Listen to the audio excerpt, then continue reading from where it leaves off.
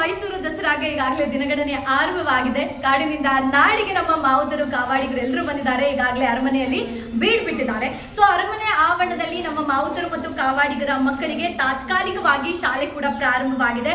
ಈಗ ಆಲ್ರೆಡಿ ಎಲ್ಲಾ ರೀತಿಯ ಕ್ಲಾಸ್ಗಳನ್ನ ಕೂಡ ಮಕ್ಕಳಿಗೆ ಶಿಕ್ಷಕರು ಮಾಡ್ತಾ ಇರುವಂತದ್ದು. ಸೊ ನಾನು ನೋಡ್ತಾ ಇದ್ದೀನಲ್ಲ, ಇದೇ ಕಂಪ್ಲೀಟ್ ಶಾಲೆ, ಅರಮನೆ ಆವರಣದಲ್ಲಿ ಮಾಡುವಂತಹ ತಾತ್ಕಾಲಿಕ ಶಾಲೆ. ಮಕ್ಕಳಿಗೆ ಯಾವುದೇ ರೀತಿಯ ವಿದ್ಯಾಭ್ಯಾಸದ ಕೊರತೆ ಆಗಬಾರ್ದು ಅನ್ನೋ ಒಂದು ಕಾರಣಕ್ಕೆ ಎಲ್ಲಾ ರೀತಿ ಮಕ್ಕಳು ಕಲಿಬೇಕು. 2 ತಿಂಗಳು ಏನು ಇಲ್ಲಿ ಅರಮನೆ ಆವರಣದಲ್ಲಿ ಬೀಡ್ ಬಿಟ್ಟಿರ್ತಾರೆ, ಮಾವುತರು ಇರ್ಬೋದು, ಕಾವಾಡಿಗರು ಇರ್ಬೋದು, ಬಂದಂತ ಸಂದರ್ಭದಲ್ಲಿ ಮಕ್ಕಳಿಗೆ ಯಾವುದೇ ರೀತಿ ತೊಂದರೆ ಆಗಬಾರ್ದು, ಪಾಠಗಳನ್ನೆಲ್ಲ ಮರ್ತೋಗ್ಬಾರ್ದು ಅನ್ನೋ ಒಂದು ಕಾರಣಕ್ಕೆ ಅರಮನೆ ಅಥವಾ ನಮ್ಮ ಏನ್ ಜಿಲ್ಲಾಡಳಿತ ಇದೆ ಮಕ್ಕಳಿಗಾಗಿ ಮಾಡಿರುವಂತಹ ಒಂದು ತಾತ್ಕಾಲಿಕ ಶಾಲೆ. ನಾವು ನೋಡ್ತಾ ಇದ್ರಲ್ಲ, ಎಷ್ಟು ಕ್ರಿಯೇಟಿವಿಟಿ ಆಗಿ ಟೀಚರ್ಸ್ಗಳು ಪ್ರತಿಯೊಂದು, ಕನ್ನಡ ಇರ್ಬೋದು, ಇಂಗ್ಲಿಷ್ ಇರ್ಬೋದು, ಗಣಿತ ಇರ್ಬೋದು, ಸಮಾಜ ವಿಜ್ಞಾನ ಇರ್ಬೋದು, ವಿಜ್ಞಾನ ಇರ್ಬೋದು, ಪ್ರತಿಯೊಂದು ಸಬ್ಜೆಕ್ಟ್ ಅಲ್ಲೂ ಕೂಡ ಕ್ರಿಯೇಟಿವಿಟಿ ಆಗಿ ಒಂದಷ್ಟು ಈಗ ಆಲ್ರೆಡಿ ಚಾರ್ಟ್ಗಳನ್ನ ಮಾಡಿರುವಂತದ್ದು. ಚಾರ್ಟ್ಗಳಲ್ಲಿ ನಾವು ನೋಡ್ತಾ ಇದ್ದೀವಿ, ಪ್ರತಿಯೊಂದು ಕಾಡು ಬೆಳೆಸಿ ನಾಡು ಉಳಿಸಿ ಅಥವಾ 1, 2 ಇರ್ಬೋದು, ಆ ಇರ್ಬೋದು, ಪ್ರತಿಯೊಂದನ್ನು ಕೂಡ ಮಕ್ಕಳುಗಳು ಕಲ್ತ್ಕೊಳ್ಳಿ, ಯಾವುದೇ ರೀತಿ ವಿದ್ಯಾಭ್ಯಾಸದ ಕೊರತೆ ಆಗಬಾರ್ದು. ಇದೆಲ್ಲ ಒಂದು ಕಡೆ ಆದ್ರೆ, ಇನ್ನೊಂದು ಕಡೆ ಏನಂದ್ರೆ ಮಕ್ಕಳಿಗೆ ಎಂಟರ್ಟೈನ್ಮೆಂಟ್ ಅನ್ನೋದು ಕೂಡ ಬೇಕು. ಅದಕ್ಕೋಸ್ಕರ ಮಕ್ಕಳಿಗೆ ಡ್ಯಾನ್ಸ್ ಅನ್ನ ಮಾಡಿಸುವಂಥದ್ದು, ಸಾಂಗ್ ಹಾಡಿಸುವಂಥದ್ದು, ಅವರಲ್ಲಿ ಏನು ಒಂದಷ್ಟು ಅವರಲ್ಲಿರುವಂಥ ಟ್ಯಾಲೆಂಟ್ಗಳನ್ನ ಆಚೆ ತರುವಂತಹ ಕೆಲಸವನ್ನ ಕೂಡ ಇಲ್ಲಿನ ಶಿಕ್ಷಕರು ಕೂಡ ಮಾಡ್ತಾ ಇರುವಂಥದ್ದು.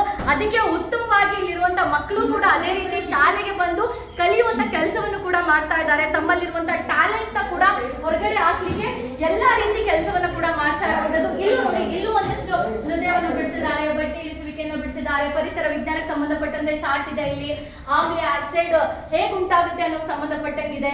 ಪ್ರತಿಯೊಂದನ್ನು ಕೂಡ ನಾವು ನೋಡಿರ್ತೀವಿ, ಥಿಯರಿಯಾಗಿ ಎಷ್ಟು ಹೇಳ್ಕೊಟ್ರು ಕೂಡ ಪ್ರಾಕ್ಟಿಕಲ್ ಆಗಿ ನೋಡ್ದಂಗೆ ಜನಗಳು ಅಥವಾ ಮಕ್ಕಳು ಬೇಗ ಅದನ್ನ ಅರ್ಥಕೊಳ್ತಾರಂತೆ.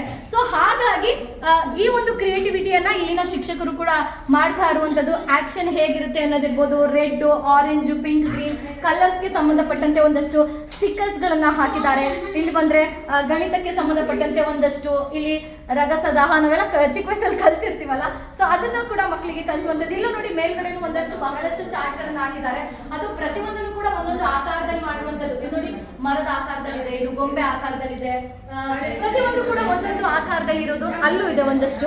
ಸೊ ನಾವು ನೋಡ್ತಿದ್ವಲ್ಲ, ಇದನ್ನೆಲ್ಲ ನೋಡಿದಾಗ ಮಕ್ಕಳಿಗೆ ಆ ಇಂಟ್ರೆಸ್ಟ್ ಜಾಸ್ತಿ ಆಗ್ತಾ ಹೋಗುತ್ತೆ. ನಾವ್ ಇನ್ನೂ ಕಲಿಬೇಕಪ್ಪ, ಎಷ್ಟು ಚೆನ್ನಾಗಿದೆ ಅಂತ. ಯಾಕೆ ಅಂತ ಅಂದ್ರೆ ಮಕ್ಕಳು ಅಲ್ಲಿರ್ತಾರೆ, ಈಗ ಅಲ್ಲಿ ಒಂದು ರೀತಿ ವಿದ್ಯಾಭ್ಯಾಸ ಕಲಿತಾ ಇರ್ತಾರೆ.